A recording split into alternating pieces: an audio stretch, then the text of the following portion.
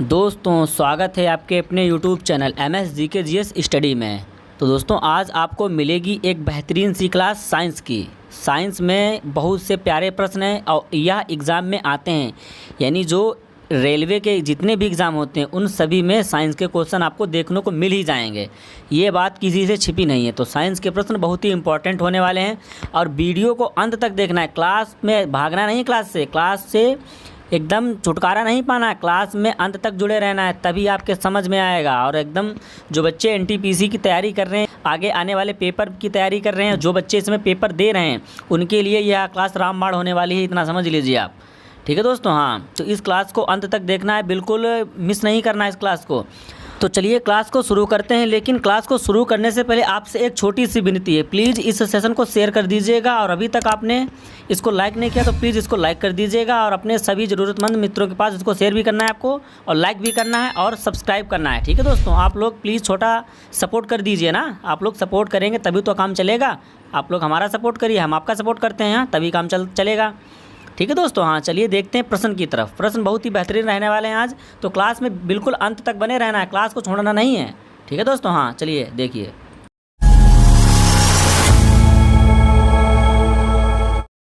तो ये रहा प्यारा सा प्रश्न। पहला देखिए क्या कह रहा है प्रश्न।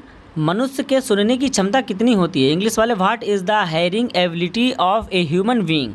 इंग्लिश वाले भी ध्यान देंगे और हिंदी वाले दोनों ध्यान देंगे इसमें। ठीक है, 20 हर्ट्ज से 2000 हर्ट्ज तक, 20 हर्ट्ज से 20,000 हर्ट्ज तक, या फिर 20,000 हर्ट्ज से अधिक, या फिर 200 हर्ट्ज से 20,000 हर्ट्ज तक, यानी मनुष्य की सुनने की क्षमता कितनी होती है? प्रश्न आपसे यह पूछ रहा है, यह आपको बताना है। ठीक है, हाँ, जो पूछेगा वही आपको बताना है। तो चलिए आप लोग बताइए। तो देखिए, जो मनुष्य की सुनने की क्षमता होती है वह 20 हर्ट्ज से 20,000 हर्ट्ज तक होती है, यानी option we is the right answer. अच्छा, आपको बताते हैं मनुष्य के सुनने की क्षमता के बारे में ज़रा डिटेल से, एकदम क्या कहते हैं वो, कि इस प्रश्न का एकदम सर्जिकल स्ट्राइक ही कर दीजिए। ठीक है दोस्तों, हाँ, कुछ इस प्रकार से आपको बताने का प्रयास करते हैं। आइए ज़रा स्क्रीन पर नज़र डालिएगा, देखते हैं।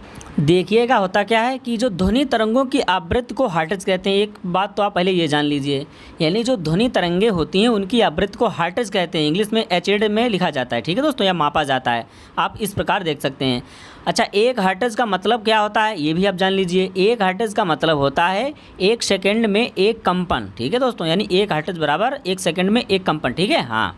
और मानव कान जो है, यानी जो मनुष्य का कान होता है, यानी जो हमें सुनाई पड़ता है, वह 20 हर्ट्ज से 20,000 हर्ट्ज तक की आवृत्तियों को हम लोग सुन सकते हैं। ठीक है, हाँ, अभी आपने जस्ट देखा था पीछे। अच्छा, जो 20 हर्ट्ज की नीचे की आवृत्तियों को सुनते हैं उन्हें अपश्रव्य कहते हैं। ठीक दोस्तों, क्या कहते हैं? अपश्रव्य कहते हैं। ठीक है, हाँ। और जो 20,000 हर्ट्ज से ऊपर की जो सुनते हैं उन्हें प्रश्रव्य कहते हैं। ठीक है, हाँ, ये भी आपको ध्यान रखना होगा। अच्छा, और ध्वनि की तीव्रता को डेसीबल में मापा जाता है, ये ध्यान रखना है आपको। जो ध्वनि की तीव्रता होती है उसे किससे नापा जाता है? उसे डेसीबल में नापा जाता है, ये आपको ध्यान रखना होगा। ठीक है, हाँ। और जो सामान्य श्रवण सीमा होती है वह 0 डेसीबल से 120 या फिर 130 डेसीबल तक होती है, यह भी बात आपको ध्यान रखना होगा। बिल्कुल भाई, सही बात है। अच्छा, और देखिए एक बात आपको ध्यान रखनी है, नीचे देखिएगा जरा, लाइन क्या कह रही है कि उम्र के साथ मानव कान की उच्च आवृत्तियों को सुनने की क्षमता कम हो जाती है। यानी सही बात है भाई, जो मनुष्य की एज आगे बढ़ती जाती है तो उसमें सुनने की जो क्षमता होती है वह थोड़ी कम होती जाती है, ऐसा होता है। ठीक है दोस्तों, हाँ। तो आई होप आप लोगों को सब समझ में आ गया होगा, ठीक, मनुष्य के सुनने की क्षमता के बारे में क्या मामला होता है। ठीक है दोस्तों, हाँ, शायद आपको अच्छा लगा होगा। चलिए, तो चलिए इसका एक प्यारा सा स्क्रीनशॉट बनता है, तो आप स्क्रीनशॉट इसका ले लीजिए। आगे आप जितने भी एग्ज़ाम देंगे आपके लिए बहुत ही हेल्पफुल होने वाला है। तो आप लोगों ने आई होप एक स्क्रीनशॉट ले लिया होगा। चलिए देखते हैं अपने अगले प्रश्न की तरफ, प्रश्न नंबर 2 की तरफ। पावर ट्रांसफार्मर की कार्यप्रणाली का सिद्धांत किस नियम पर आधारित है? इंग्लिश वाले भी इस क्लास को या इस वीडियो को रोक कर देख सकते, पढ़ लेंगे, कोई दिक्कत वाली बात नहीं है। ठीक है दोस्तों, हाँ। तो किस पर आधारित है? हुक का नियम, न्यूटन का नियम, या फिर फैराडे का नियम, या फिर आइंस्टाइन का नियम? कौन सा रहने वाला प्रश्न का सही आंसर बताइए आप लोग। चलिए फटाफट कमेंट करिए, देखते हैं सबसे पहले कौन आंसर मारता है, वो भी बिल्कुल सही। एकदम ऐसे क्वेश्चन दीजिए, फेंक के आंसर मारिएगा, एकदम मज़ा आ जाए, दिल तड़कता भड़कता हो जाए। चलिए बताइए।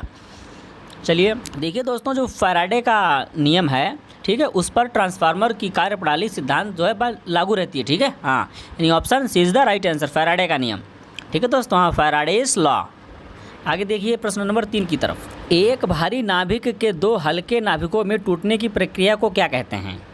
इंग्लिश वाले, what is the process called in which heavy nucleus split into two lighter nucleus? ठीक है, यह आपको बताना है। नाभिकीय संलयन, द्रव्यमान क्षति, रेडियो एक्टिव विघटन, नाभिकीय विखंडन। ठीक है, हाँ, क्या रहने वाला इस प्रश्न का सही आंसर एक बार आप लोग बताने का प्रयास करेंगे, फिर हम आपको बताते हैं। तो देखिए, एक जो भारी नाभिक है वह दो हल्के नाभिकों में टूटने की इस प्रक्रिया को क्या कहते हैं? नाभिकीय विखंडन कहते हैं। ठीक है, हाँ, देखिए भाई, अगर एक ये चीज़ है और दूसरी यह है तो ये आपस में टूटेंगी, तो हाँ, तो इसी को तो बोलेंगे नाभिकीय विखंडन। हाँ, तो ऑप्शन डी में लिखा है, यानी option D is the right answer. लेकर चलते हैं आपको प्रश्न नंबर 4 की तरफ। कॉर्निया के पीछे एक जो रंग की पेशी होती है संरचना, उसे क्या कहते हैं? यह प्रश्न आपका पूछ रहा है, आपको आंसर करना है क्या होता है। प्यूपिल, दृष्टिपटल, परितारिका, लेंस, उसको क्या कहते हैं? कॉर्निया के पीछे जो रंग की पेशी संरचना होती है उसे क्या कहा जाता है? इंग्लिश वाले भी ध्यान देंगे, आराम से वीडियो को रोक कर आप पढ़ सकते हैं, कोई दिक्कत वाली बात नहीं रहने वाली है।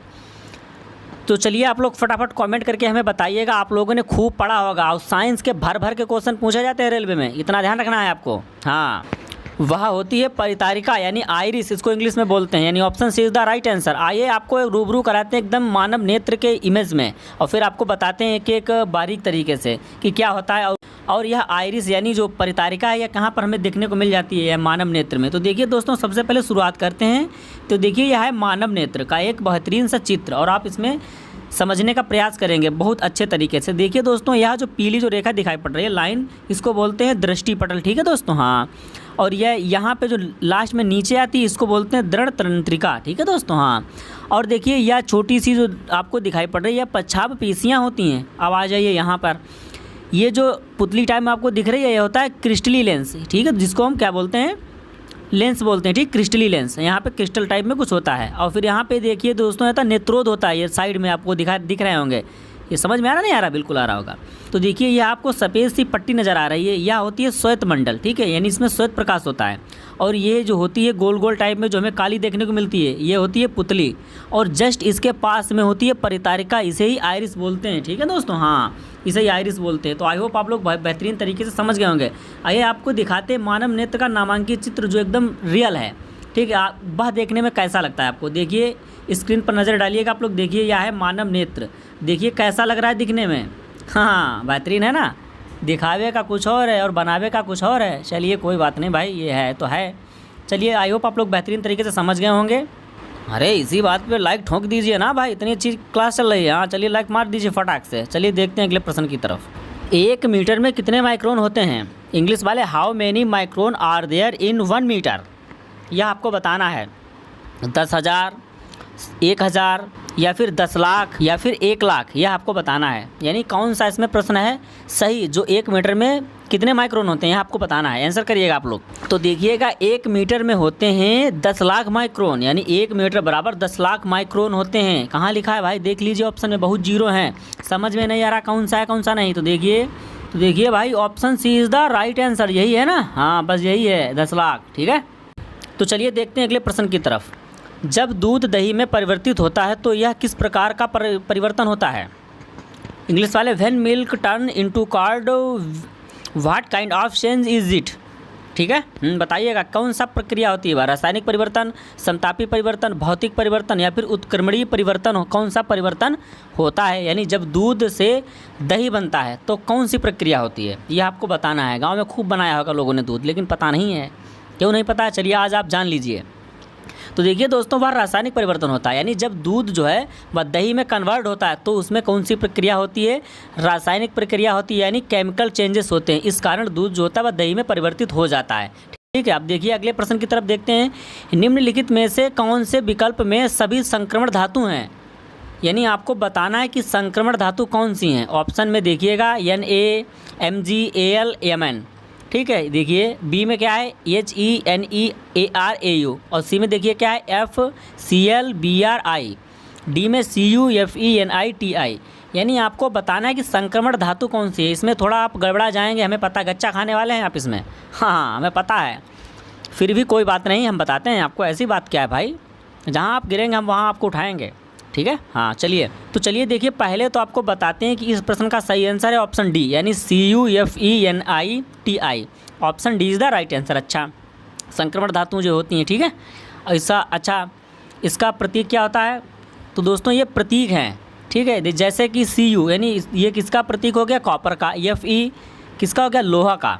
Ni निकल का होता है। Ti टाइटेनियम का होता है। इस प्रकार से ये कैसी धातु हैं? ये संक्रमण धातुएं हैं, ठीक है। हाँ, यानी ऑप्शन डी में लिखा है। आराम से, कोई दिक्कत वाली बात नहीं है। अब आप आराम से समझ गए होंगे कि क्या होती हैं संक्रमण धातुएं। चलिए आज चलते हैं अगले प्रश्न की तरफ। मनुष्य फेफड़ों द्वारा कितने प्रतिशत कार्बन डाइऑक्साइड गैस छोड़ते हैं? इंग्लिश वाले, how much percentage of carbon dioxide humans XLS through their lungs.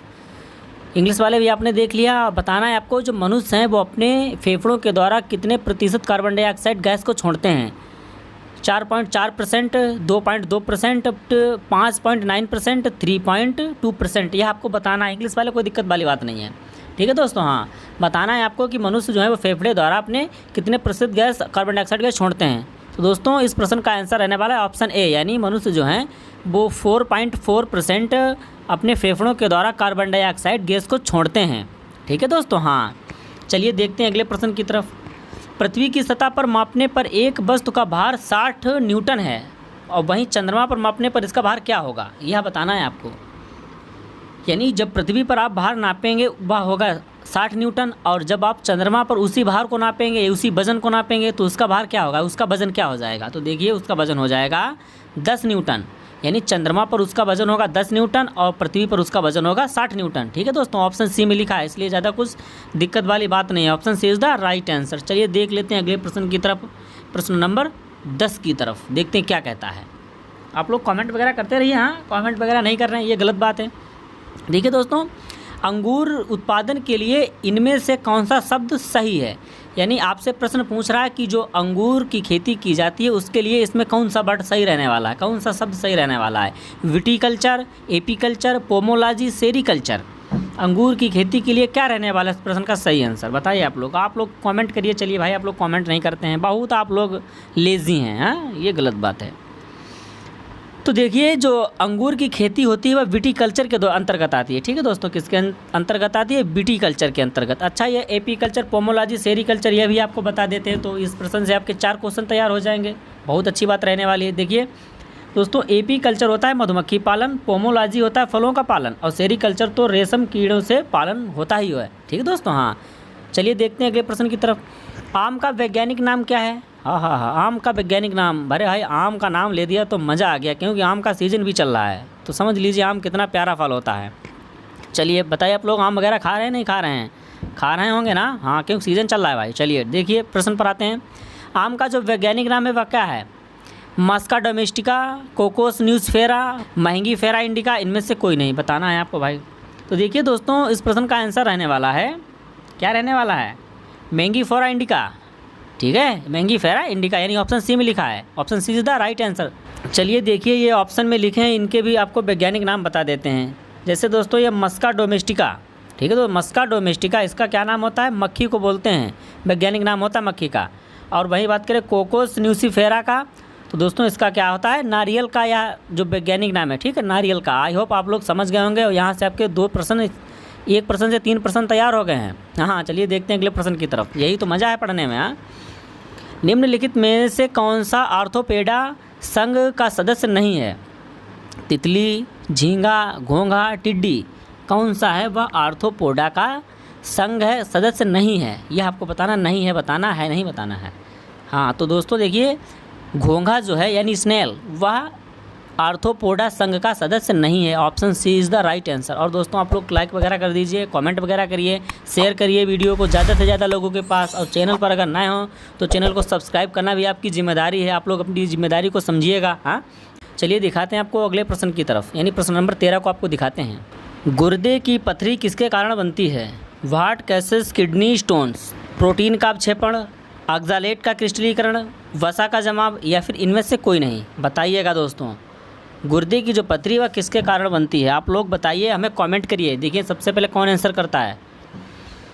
तो देखिए दोस्तों, होता ऐसा है कि जो गुर्दे की पथरी बनती है उसका मुख्य कारण होता है ऑक्ज़ालेट का क्रिस्टलीकरण। होता ये बनती कैसे है? देखिए दोस्तों, जो हमारी किडनी होती है उसमें ये ऑक्ज़ालेट के क्रिस्टल जमा हो जाते हैं और हम लोग पानी थोड़ा कम पीते हैं तो उसको पथरी बनने की उम्मीद ज़्यादा होती है, क्योंकि जो किडनी से ऑक्ज़ालेट के क्रिस्टल है वो निकल नहीं पाते, क्योंकि पानी कम मिलता है किडनी को तो वो फिल्टर नहीं हो पाता है, तो वहीं उसमें जम जाता है और धीरे धीरे एक पथरी होती है जो स्टोन उसका रूप ले लेता है।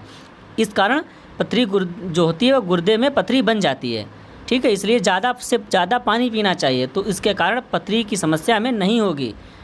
आई होप आप लोग समझ गए होंगे। हाँ, तो option we is the right answer. Oxalate क्रिस्टलीकरण के कारण ही गुर्दे की पथरी बनती है।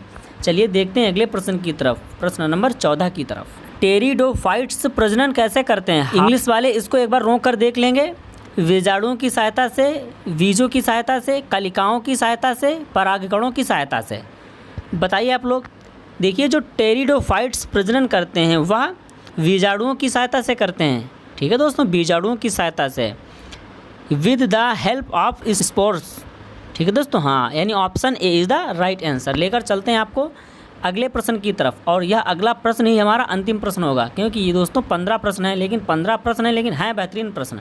इतना आप जान लीजिए, एग्ज़ाम में आने वाले हैं, एकदम क्लास आपकी बहुत ही हेल्पफुल होने वाली है एग्ज़ाम के लिए। हाँ, देखिए, विवगयोर के किस रंग के प्रकाश की ऊर्जा न्यूनतम होती है? इंग्लिश वाले, विच कलर ऑफ विवगयोर लाइट्स हैज़ मिनिमम एनर्जी? बैंगनी, हरा, पीला, लाल। किस कलर की जो प्रकाश है न्यूनतम होती है विवगयोर में? बताइए दोस्तों, फटाफट कमेंट करिए। ये तो आप बता सकते हैं आराम से, इसमें कोई दिक्कत वाली बात नहीं है। बहुत दिक्कत परेशानी होती है आपको। तो देखिए, जो लाल रंग होता है उसकी विवगयोर में प्रकाश की ऊर्जा होती है वह न्यूनतम होती है, यानी option D is the right answer. आइए आपको दिखाते हैं एक इमेज के जरिए से विवगयोर के बारे में, एकदम मज़ा आ जाएगा आपको। देखिए यह है विवगयोर। ठीक है, ये यहाँ पे जो है लाइट प्रकाश डाली जाती है। ये ग्लास प्रिज्म होता है, इसको प्रिज्म बोलते हैं। ठीक दोस्तों, हाँ, प्रिज्म बोलते हैं। इसमें 7 रंग निकलते हैं। ठीक है, और देखिए ये होता है सबसे पहले red, orange, yellow, green, blue, indigo, violet. ठीक है, तो दोस्तों इसको पढ़ा जाता है तो इसको उल्टा करके पढ़ा जाता है, यानी वी ऊपर होगी, आर नीचे होगा, तो आपको आराम से पढ़ सकते हैं। आप इस इमेज के ज़रिए से देख सकते हैं इसमें कैसे प्रकाश निकलते हैं, कैसे प्रकाश इस पर डाला जाता है, और जो ग्लास प्रिज्म होता है यानी जो कांच का प्रिज्म होता है उस पर कैसे इफेक्ट उधर आता है। ठीक है दोस्तों, हाँ, आई होप आप लोगों को क्लास अच्छी लगी होगी। प्लीज़ प्यारे प्यारे कमेंट करिएगा और ज़्यादा से ज़्यादा लोगों के पास इसको शेयर करना है। आप लोग शेयर नहीं करते, प्लीज़ थोड़ा आप लोग सपोर्ट करिए, शेयर करिए क्लास को। हाँ, चैनल को सब्सक्राइब वगैरह करिए। भाई सब्सक्राइब नहीं करते हैं आप लोग, ऐसे कैसे काम चलेगा? आपके लिए बहुत मेहनत करते हैं, आपको पता है ये एक क्लास लेने में बहुत समय लग जाता है, तब आपके लिए ये 20-25 मिनट की क्लास आ पाती है, और आप लोग मात्र आपको 2 सेकंड लगते हैं लाइक सब्सक्राइब करने में, और 1 सेकंड लगता है भेजने में। आप लोग वो नहीं करते हैं। ये गलत बात है भाई, प्लीज़ आप लोग कर दिया करें। आप बिना कहने से ही कर दिया करें आप लोग, तो आप लोग बहुत अच्छे बच्चे हैं। प्लीज़ कर देंगे? हाँ, कर देंगे। तो चलिए मिलते हैं अगली क्लास में। तब तक के लिए स्वस्थ रहिए, मस्त रहिए, और अपनी तैयारी को ज़बरदस्त बनाते रहिए। NTPC वालों, आप लोग एग्ज़ाम देते रहिए, और 12th लेवल वाले आप भी तैयार रहेंगे। ठीक है दोस्तों, मिलते हैं अगली वीडियो में। धन्यवाद।